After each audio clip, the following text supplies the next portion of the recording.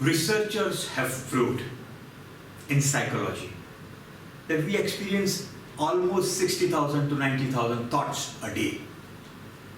That means we experience a range of 2,500 to 3,600 thoughts an hour. That comes to approximately 60 thoughts a minute. That is one thought a second. Were you aware of it? How many thoughts are you aware? Very few. Out of this 90,000 thoughts, you are aware of practically nothing. And Gautam Buddha says, you build your reality around your thoughts. How funny! You build your reality around your thoughts and you are not even aware of your thoughts. Think about it, friends. It's a very serious point that I'm putting across. The reason thoughts have the power to shape your life because you develop thinking patterns of thinking which you are not even aware of. And these patterns of thinking make you behave in specific way. This behavior either takes you to the direction where you want to go or takes you in a direction where you don't want to go. But still, you keep on going into that direction because your pattern of thinking makes you do so. Think about it. So to control the direction in which you are heading, you need to control your thoughts. Simple. Because you build your world of reality around your thoughts. If you are happy in some aspect of your life, if you are satisfied with some aspect of your life, it implies that your patterns of thinking allow you to do so. And if you are not happy with some aspect of your life, it implies that your patterns of thinking are not allowing you to do so. That's simple as that. But the big challenge is how to let your patterns of thinking allow you to be happy, to be satisfied, to achieve what you achieve in your life. Friends, a simple definition of yoga. Yoga chitta vritti nirodha. It means yoga is to give your thoughts a specific direction using knowledge as a tool. Understand this, very important from this definition. Knowledge is a tool to give direction to your thoughts. Knowledge is something not meant to operate from. This is where everything is going wrong. People operate from knowledge rather than using knowledge as the tool to give a specific direction to thoughts. That's yoga. And yoga is a way of living. Yoga is not about achieving some postures and doing some breathing exercises. It's a way of living. It's giving the right direction to your thoughts. That's what yoga is all about. That is the basic principles which come from yoga. Giving the right direction to your thoughts, which ensures that you develop patterns of thinking which can take you in the right direction. Achieve the patterns of thinking which can help you achieve that you want to achieve. Achieve those patterns of thinking. Develop those patterns of thinking which makes you take the right action, which makes you take the next step which is required to shape your life. Isn't that wonderful? What if you are able to do that? Think about it. Let's try and achieve that. The key question is, do you want to improve? Do you want to change some aspect of your life? Well, if yes, the process of change, the process of improvement begins with clarity. Clarity of what you want. It's about thinking in terms of an outcome. Clarity is about deciding a goal, having a goal in your mind, knowing what is the outcome that you want. Clarity can be achieved in several aspects. Aspects like business, profession, career, health, spiritualism, relationship. It can just be an outcome of communication that you are having with your friend. Beginning with clarity makes all the difference. Beginning with clarity every time is the key. Whether it is a communication with your spouse, your children, your friends, your relatives, and people in your society, even a smallest communication, you begin with clarity of what is the outcome that you want. When you make it a practice, you develop something that is called as clarity thinking. You always start thinking in terms of what you want to achieve, whatever that you want to do. Isn't that simple? It calls in for some practice. Every time when you start speaking, you start communicating, you begin with the clarity of the outcome of what you want as the end of this communication. Simple.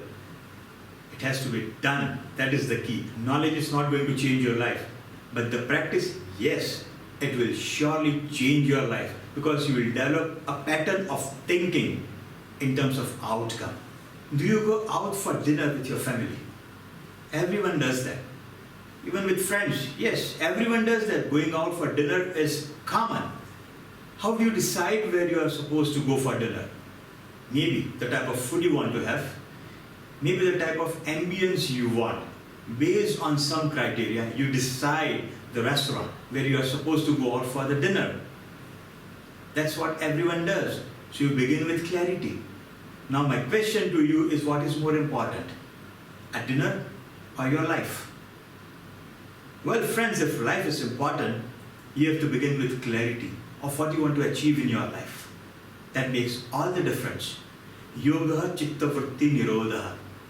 Deciding the direction, using knowledge as the tool, diverting the thoughts in a specific direction is the key. Developing that pattern of thinking makes all the difference. Begin with the clarity. What is it that you want to achieve in your life?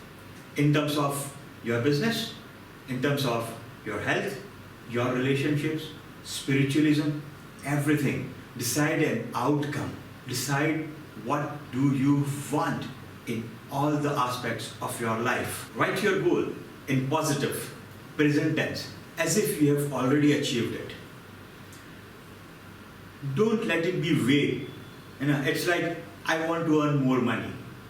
Be specific. I earn 10 lakhs by so and so date. Now that's specific in terms of the amount to be earned, at the same time the deadline by which you want to achieve it. So it has to be measurable. When you put amount, it becomes measurable. And when you put a date to it, you can make it realistic. That it's possible in this frame of time. So it has to be specific, it has to be measurable, realistic, and time bound, because you have put a deadline to it as well. Write down your goals. Pause the video here and write your goals. Take some time. Write them down in positive present tense as if you have achieved it. Well, if the goal is something subjective like achieving self-discipline, how can you measure it? Simple. Take some time, take a deep breath, close your eyes and measure your self-discipline. If you have a scale of 1 to 10, where 10 is extreme self-discipline and 1 is like practically no self-discipline, put yourself on this scale and think about it. Where are you on this scale? You may come up with 4 or 5 or 6 or 7 or 2. Yes, that's where you are in terms of self-discipline. Now it is measurable. Now think where you want to end up on this scale of self-discipline and put a date to it. Subjective things can also be measured, and this is a very easy way to do it. Take a pause the video, and if you have a subjective goal, write it down in positive present tense as if you have achieved it. Congratulate yourself for achieving the clarity of your goal that you want. Now let's move one step ahead, and I want you to write down reasons why the goal is important for you. What are the reasons that you want to achieve this goal? What is your purpose to achieve this goal? Make a list of it. The reasons are very important because we are reason oriented. That's how we have been made. That's how the mind-brain mechanism works. We don't do anything without a reason. So if you want to achieve a goal, you need to have reason, and it has to be pretty strong. What are the reasons? The more emotional the reasons are, you will get more leverage. If your reasons are emotional, it's good. Rather, it's better, because emotions give you the power. The power lies in emotions. They propel you in the direction of your goals because of the intensity. Power lies in the emotions. If you make a list of reasons, just ensure that there is a lot of emotional content in these reasons. Well, pause the video and write your reasons to achieve your goal. Well, I just talked of emotions, the feelings, and they have the power to propel you in the right direction. These are the reasons for you to achieve your goal. But what if your inner world does not support? What if your inner world does not give you the right feeling so that you are able to take the right action? Think about it. We already understood your outer world is the reflection of your inner world. So we need to work on the inner world as well. We talked in terms of the patterns of thoughts. What about the patterns of feelings? Yes, this is the next step to achieve. We need to get into the right feel so that we are able to take the right action. To get into the right feel, let us do a simple imagination. This is a wonderful way of understanding the feelings. Imagine you are running a race with the best of the athletes in the world. Imagine you are running this race and you are going to win the race. Imagine you running as if you are going to win. When you think of this, you get some feelings. Now imagine you running the same race as if you are going to lose the race. There are some feelings which creep in, the feelings of losing the race. The third way of doing it, imagine that you have already won the race and you get into that feel of already won the race. So understand there are three different feelings. There is a difference between when you think you are going to win and when you think that you are going to lose. That's a difference. And then there is a difference between when you think that you are going to win and we have already won. Yes, there is a difference between these two feelings as well. So the feeling that we want, the feeling that you will need so that the inner world will start supporting you to take the right action is feeling that you have already won. Yes. Imagine your goal as if you have already achieved it. This is what will land you in that feeling. A feeling that you have already achieved it. And this is the feeling which will help you take the next step. Having an outcome, a clear, specific, well-defined, measurable, realistic, time-bound outcome that you have already written down. Second, writing down the reasons why you want to achieve this outcome. Why achieving this outcome is important to you. Have those reasons emotional. More the intensity of the emotions, more the probability that you will start going in the right direction. Third, get into the right feel.